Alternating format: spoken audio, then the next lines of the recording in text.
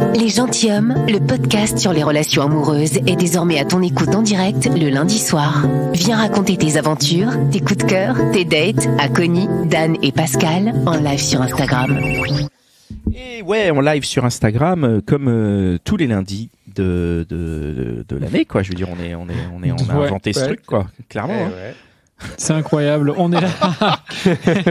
Quel plaisir de passer les parler parce que là, je suis parti là. Non, c'est toujours content d'être là avec toi, Pascal, et avec toi, Connie aussi, et avec Mitch, bien sûr, et on embrasse Cynthia. Absolument, Cynthia qui nous écoute, qui est là avec nous et qui elle est derrière son clavier. Voilà, exactement. Elle prépare son album. Et donc, private joke. Et donc, nous sommes toujours la hotline des gentilshommes. Ceux qui nous découvrent, allez écouter nos épisodes des hotlines parce que c'est vraiment très sympa. Et puis allez aussi écouter nos épisodes les gentilshommes. Tous les jeudis, vous retrouvez une conversation entre nous et une invitée sur un sujet en rapport avec les relations amoureuses. C'est vraiment, il y a 200 épisodes. C'est vraiment. Enfin, ça fait 5 ans qu'on fait ça et il n'y a pas de mots pour le décrire tellement c'est bien. En fait, c'est beau. Non, mais il faut juste l'écouter et vous allez tomber dedans comme tous les gens et ça va vous redonner foi en l'être humain. C'est cool. Ah ouais. Exactement, avec les bons conseils de Pascal. Et voilà, les bons conseils de Pascal, de Dan et de Connie. Et tout de suite, on va se refaire. Justement, on va parler d'un de nos anciens épisodes avec Mélanie. Salut Mélanie. Hello Mélanie. Il faut que tu démutes ton micro si tu peux. C'est un petit bouton en bas à gauche si tu es là. N'hésite pas à le faire. Et puis on va. C'est Mélanie qui était démutée en plus tout à l'heure. Ouais, c'est ça. Qui était démutée alors que. Peut-être qu'elle est partie en fait. Elle s'est dit, ça va, ils vont me saouler, je me casse. Mitch, tu peux la démuter ou pas? Non, je peux pas. Ouais, mais si elle est pas là, elle est pas là. Bon, on va envoyer un petit message à Mélanie et puis en attendant, on va saluer tous les gens qui nous écoutent. On va vous faire un petit jeu. Ils sont nombreux. On fait un petit point là. On a un enregistrement bientôt. On va enregistrer des nouveaux épisodes de Réponse de mec. Donc l'enregistrement, le dernier enregistrement était vraiment cool. C'était ouf. J'ai tellement kiffé. Ouais. Et d'ailleurs, franchement, j'invite tous ceux qui nous écoutent là, qui écoutent la hotline, qui connaissent peut-être pas Réponse de mec, parce que c'est un autre canal, c'est un autre podcast. Ouais. Franchement, allez écouter, c'est vraiment le meilleur podcast. Hein. Non, c'est une tuerie. C'est vraiment un truc de ouf. Il y a 14 épisodes de dingue. Et là, on a enregistré d'autres épisodes et on enregistre des nouveaux épisodes. Là, ça va se passer début février dans nos studios avec les copains de Restless. Ouais. Donc, si vous voulez participer à l'enregistrement, envoyez-nous des messages sur Instagram et sur nos Instagram. Et puis, on va se faire un plaisir de vous faire participer. Allô. Mélanie est parmi nous. Oui, salut Mélanie. Salut Dan. Ça va? Salut Pascal. Salut. Merci d'être avec nous. Alors, de quoi tu voulais nous parler? Tu voulais revenir sur un de nos épisodes de l'été d'il y a 2 ans, c'est ça? Oui, voilà, c'est ça, sur la série sur l'homme idéal. Très bien. Ok, dis-nous. Ouais, qu'est-ce qui t'intéresse? Moi, surtout, ce que j'ai pu constater, c'est qu'il y avait quand même 3 gros critères essentiels qui revenaient assez souvent, c'est-à-dire l'humour et la situation. Je trouve que c'est beaucoup revenu et donc je voulais un petit peu interagir là-dessus et vous donner mon avis. Alors, t'écoutes. Pour toi, qu'est-ce que t'en penses? C'est vrai que l'humour, je pense que c'est revenu assez souvent et c'est un des critères pour moi qui est le plus essentiel, quoi. Ouais. Alors, s'il n'y a pas ça, il n'y a pas le reste, quoi. Souviens-toi que quand même la conclusion, c'était oui l'humour, mais l'humour ça arrivait quand même en 2 parce que devant il y avait le physique avant. Oui. Et qu'il était tellement tacite, le physique, qu'en fait, le 1, c'était l'humour. Le problème du physique, c'est que c'est assez subjectif, parce que finalement, aux yeux de qui, quoi. Non, mais l'humour aussi, à ce moment-là. L'humour, c'est subjectif aussi. Je trouve, quand même. Ouais. Après, t'as peut-être des gens qui sont vraiment pas drôles, quoi. Objectivement pas drôles. Mais après, il y en a qui sont subjectivement drôles. Non, mais quand on parlait de physique, on parlait d'attirance, plutôt. C'est-à-dire que l'attirance, effectivement, c'est... Mais qu'une fois que le critère de l'attirance est passé, le premier, c'était l'humour. Ouais. Après, je pense que oui, forcément, il faut quand même qu'il y ait le physique aussi, parce que si la personne t'attire pas à rien, forcément, le reste suivra pas aussi, je pense. Ouais. Et toi, raconte-nous, justement, c'est quoi tes critères? C'est quoi, toi, c'est quoi que tu vas t'attirer chez un mec ou...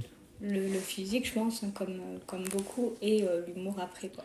Et quand tu dis le physique, ça veut dire quoi? Parce que ça peut être, tu vois, la carrure, ça peut être le visage, ça peut être le charisme, on en a parlé aussi. Le charisme, beaucoup. Et puis ce que la personne va dégager avant tout, voilà, qu'elle ait de l'assurance, qu'elle ait aussi de l'ambition, enfin que ce qu'elle dégage en fait donne envie d'aller vers elle, quoi. Attends, moi je voudrais revenir sur l'humour. C'est quoi pour toi le match de l'humour? C'est-à-dire comment tu sais qu'une personne est drôle et tout, et il faut qu'elle te... Que déjà forcément on ait les mêmes sujets d'humour, enfin qu'on ait les mêmes centres les mêmes blagues, quoi. Qui font que voilà. Genre vous rigolez ensemble des mêmes personnes. Et que ce que je dis c'est pas drôle ou ça le fait pas rire, forcément ça va pas, quoi. Il faut que quand tu parles et que tu exposes des sujets ou que tu vas te donner des anecdotes ou des choses comme ça, que la personne puisse rebondir aussi en face et les mêmes sujets. Même référence, quoi. Tu voudrais pas nous donner un exemple concret là, de ton dernier date, par exemple, avec qui t'as rigolé? Après, moi, je suis en couple depuis 4 ans, donc pour le coup, voilà.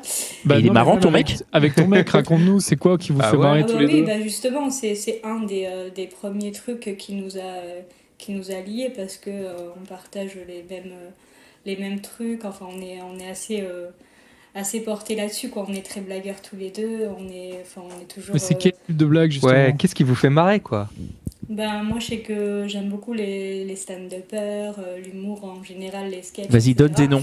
On est plus sur quelle école Non, mais parce qu'il y en a plein. Moi, j'en regarde plein. Donc, c'est plus qui? Redouane Bougueraba. On est plus sur Kéron. On est plus sur Kian. On est plus sur qui? Tout ce qui est Redouane Bougueraba, Roman Frécinet, j'aime beaucoup. Ouais, d'accord, ok. Ouais, c'est des bons. Ils envoient un peu. Redouane Bougueraba sur YouTube, il envoie du lourd. Il est. Non, mais Redouane, moi, c'est fort. Je crois que c'est un qui me fait le plus marrer. C'est un tueur. Moi, je suis ultra fan. Dès qu'il y a une nouvelle comment dire, il met des petits morceaux, en fait. Il met pas son spectacle en intégralité. Mais les morceaux où il taille les gens. Passages, voilà, où il taille le premier rang. Et chaque fois qu'on regarde ensemble les stories, on se fend la porte, quoi. Donc lui, c'est ton homme idéal dans ce cas-là, quoi. Ah bah oui. Sinon, je serais pas avec depuis 4 ans. Non, mais je parlais de Redouane. Donc c'est Redouane. C'est pas vu que c'est le mec le plus drôle du monde. Physiquement, c'est pas voilà. Mais après, il est ultra drôle, quoi. Et donc le physique vient quand même un petit peu avant, quoi. Un petit peu avant, oui, forcément. Ouais. Mais sur l'humour, c'est intéressant parce que quand même, c'est une forme d'humour qui est un petit peu spéciale. Hein, tout le monde n'aime pas. Quand tu as découvert ça avec ton mec, est-ce que d'abord c'est rentré dans votre... J'avais découvert toute seule, moi, d'abord. Et je lui ai fait découvrir... Enfin, il connaissait de nom, mais il n'était pas forcément trop porté dessus, parce que lui, il va plus écouter ce qui se fait, ce qui se dit, tout ça. Et moi, je suis à fond dans la recherche, justement, des nouveaux qui arrivent. J'aime beaucoup chercher, je suis en quête souvent de... t'es une geek du stand-up, quoi. Je suis une geek du stand-up, ouais. Et du coup... parce que je préfère d'ailleurs le stand-up au one-woman show, parce que je trouve que ça a un côté un peu plus authentique, le stand-up. Et du coup, quand vous vous retrouvez sur ces trucs d'humour, qu'est-ce que ça raconte sur votre couple? Ça renforce un peu justement notre complicité, les moments d'échange, parce que justement on va se retrouver tous les deux, on va regarder ça, on va être dans une ambiance un peu cosy, tranquille sur le canapé. Enfin, ça a un côté un peu plus chaleureux du coup. Ça amène un petit peps à la soirée, quoi. On va rigoler. Non, mais moi je pensais juste les valeurs ou les trucs comme ça. Ça raconte, parce que quand l'humour, ça raconte des choses sur soi, sur ses valeurs, sur des choses de la vie, non? Après, ça dépend si tu t'identifies du coup à ce qui est dit ou pas. Enfin, moi, je le regarde plus dans le côté, je vais rire, ça va me faire marrer, mais après, je cherche pas forcément à m'identifier à ce qui est dit ou à essayer de faire des introspections après sur moi-même. Enfin, c'est plus pour le côté rigolade et je partage un bon moment, ça me fait rire, voilà, quoi. Ouais, d'accord. Je ne creuse pas plus que le côté marrant. Mais du coup, tu vas pousser là ton copain à faire du stand-up? Non. Ce serait pas mal ça pour le coup. Là, t'aurais vraiment la totale. Il est un peu introverti, donc et je pense que justement, il y a beaucoup des gens qui font du stand-up ou qui font de l'humour. Ça cache aussi un petit peu, je pense, une certaine part de sensibilité. C'est beaucoup des gens qui vont être timides, qui sont. Tu parles des gens qui montent sur scène faire du stand-up. Oui, voilà. T'es sûr que t'es pas en train de les idéaliser?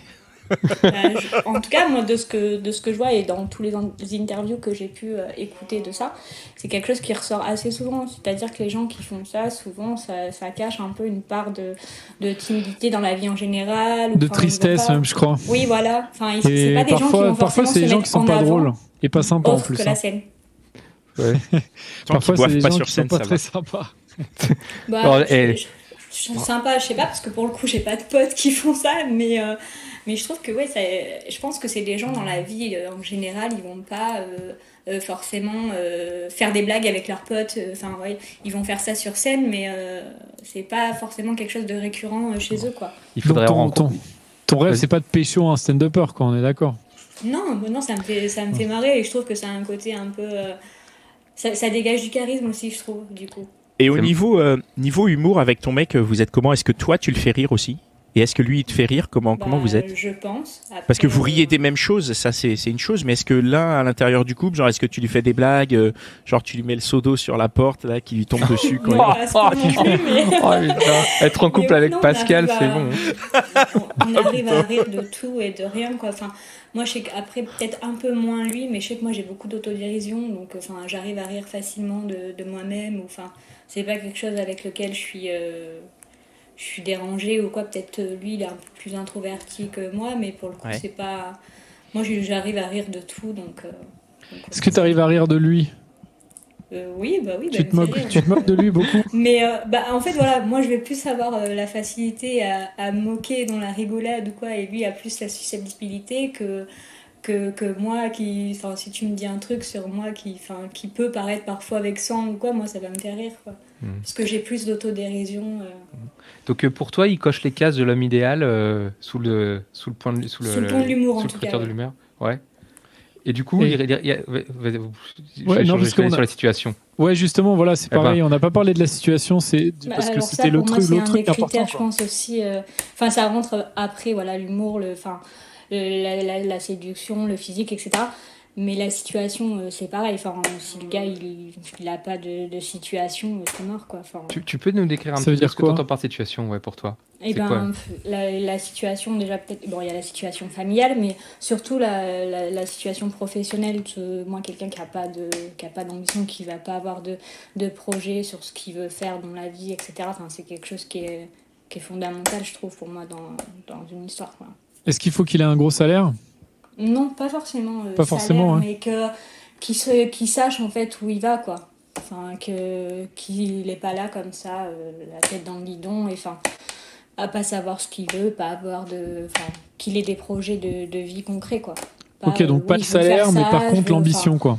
Donc pas un stand-upper, quoi. Quand il se lance dans quelque chose, il s'y lance à cœur perdu, que quand il décide quelque chose, c'est pas je dis que je vais faire ça, mais je fais pas, ou je freine les choses, quoi. Je vais s'il veut monter, s'il veut monter son spectacle, il faut vraiment qu'il le fasse, quoi. Voilà, qu'il y ait réfléchi, que ce soit écrit proprement, qu'il soit aidé, qu'il ait des bagages, quoi. Qu'il va pas dans un truc où... Mais du coup, c'est marrant parce que ce que tu décris, c'est pas vraiment la situation, c'est plutôt un trait de caractère ou une force de caractère, tu vois.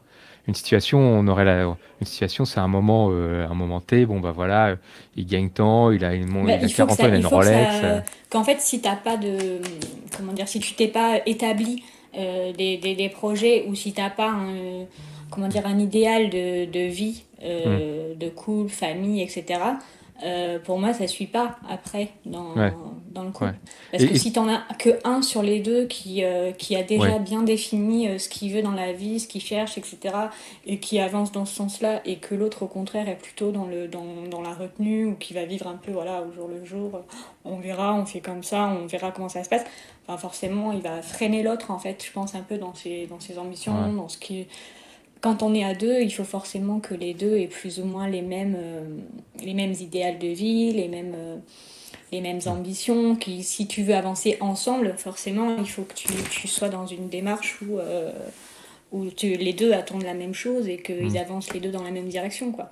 Et là, ton homme idéal, ton homme à la maison, je veux dire, il répond à ces critères d'idéaux. Sur les idéaux généraux de la vie, oui. Après, ça va être plus sur les détails, par exemple sur des vacances ou sur l'éducation. Par exemple, moi, je suis maman d'une petite fille qui n'est pas... Enfin, lui, c'est pas son papa du coup. Donc, parfois, on peut avoir des discordes sur là-dessus. Mais sinon, globalement, c'est vrai qu'on se rejoint quand même sur ce qu'on veut, sur ce qu'on attend et de manière générale on est assez en cohésion, quoi. Donc une dernière question, est-ce qu'il a d'autres critères de l'homme idéal ou c'est les deux seuls qu'il a et ça suffit ou est-ce qu'il lui en faudrait d'autres? Disons que ce qu'il a me suffit et me convient. Après, plus par rapport à la situation, peut-être avoir un peu plus d'ambition et de projets, etc. Mais je pense que c'est des choses qui viendront aussi avec le temps parce que ça vient pas forcément comme ça tout de suite. Et il a peut-être besoin de plus de temps pour se projeter plus facilement. Peut-être que moi, je suis déjà aussi... Je pense que l'éducation aussi, ça y joue beaucoup sur l'enfance que tu as pu vivre avant, etc. Les idéaux qu'on t'a inculqués. Et, moi, je sais que dans ma famille, j'ai toujours eu... voilà, ton homme doit être comme ci, comme ça, doit remplir... Et c'est vrai que j'ai été beaucoup formatée là-dessus. Et donc, forcément, moi, je pense aussi avoir des exigences peut-être plus élevées. Et du coup, il y a peut-être un temps d'adaptation aussi pour que les choses se mettent en place, mais je sais que j'ai été très formée tout le temps. Voilà, tiens, prends exemple sur un tel, ta cousine ou ton cousin, tu vois, il a ça dans la vie, il est bien. Enfin, j'ai beaucoup eu cette pression, on va dire, à la fois sociale et familiale qui a fait que on m'a établi un homme un peu idéal à avoir, et donc j'ai toujours visé ça, et donc forcément j'ai toujours eu cette optique-là d'avoir quelqu'un qui partage les mêmes choses, les mêmes ambitions, etc. Et donc, pour le coup, je pense avoir trouvé, mais je pense qu'il y a encore des petits réglages aussi à faire et des adaptations. Le pauvre. On va dire pas des réglages, mais je ne sais pas comment expliquer, mais non, mais c'est bon. On a compris que quand même c'était bien embarqué, que c'était cool et que c'est l'essentiel. Bon, c'est très bien. C'est parfait. 2 gros critères comme ça sur tous les critères qu'il y a, c'est bon. C'est parfait. Merci beaucoup. Bravo, profite. Merci beaucoup. Oui, on espère que ça durera le plus longtemps possible. Oui, je te le souhaite. Continue à vous faire des blagues et ça va aller. Puis, exactement. Bon. Tant qu'il y a ça, c'est bon.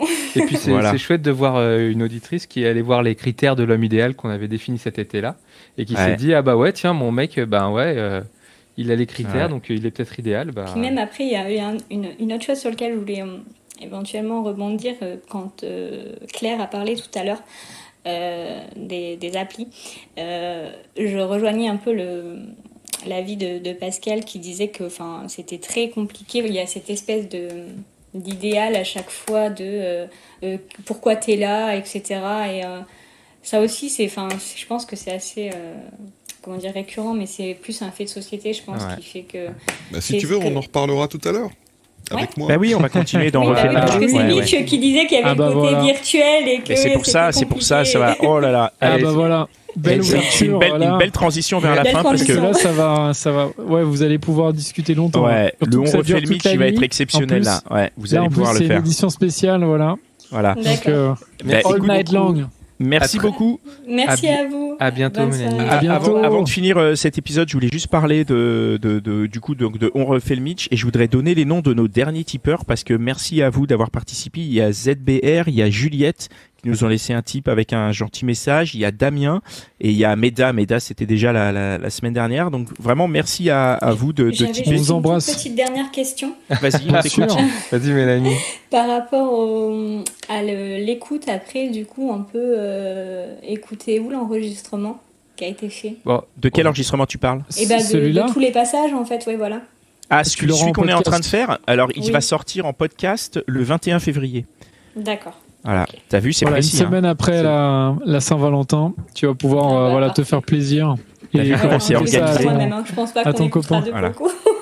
Voilà, ça va sortir le 21 février puisque en fait on les enregistre là, mais on les diffuse 2 par semaine, donc il y a un petit décalage avant la diffusion. Voilà. D'accord, ça marche. Et merci à vous et puis continuez comme ça, c'est super. On t'embrasse. Merci à toi. Allez, on passe à la suite, Mitch. Bienvenue dans la hotline des gentilshommes. Connie, Dan et Pascal à votre écoute en direct le lundi soir sur Instagram et sur restless.com.